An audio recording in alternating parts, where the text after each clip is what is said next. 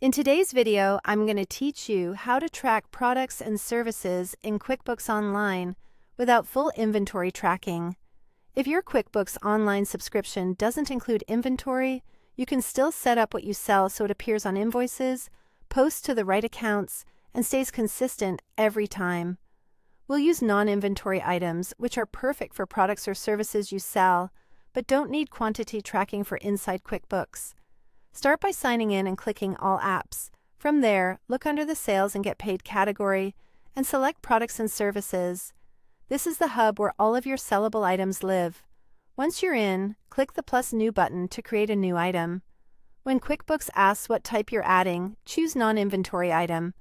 This option works for both tangible goods you don't track in stock and services you provide.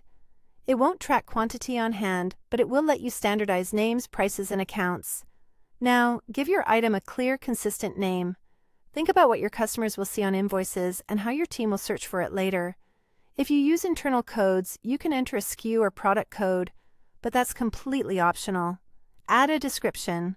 This text shows up on your invoices and sales receipts, so write it the way you want customers to read it. You can always tweak it on a specific invoice, but a solid default saves time. Enter the sales price. If your price varies, enter your typical rate here and override it when needed on individual transactions. Next, select the income account. This is important. It determines where your revenue lands on your profit and loss. Choose the account that best matches what you're selling. If you also want to track what this item cost you, fill in the optional cost and choose an expense account.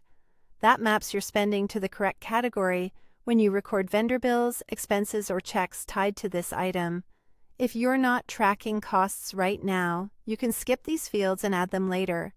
When you're done, click Save and close to Finish, or Save in New if you're setting up a batch of items.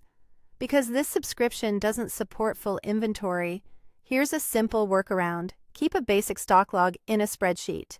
Add columns for date, purchase or sale, units in and out, and a running balance.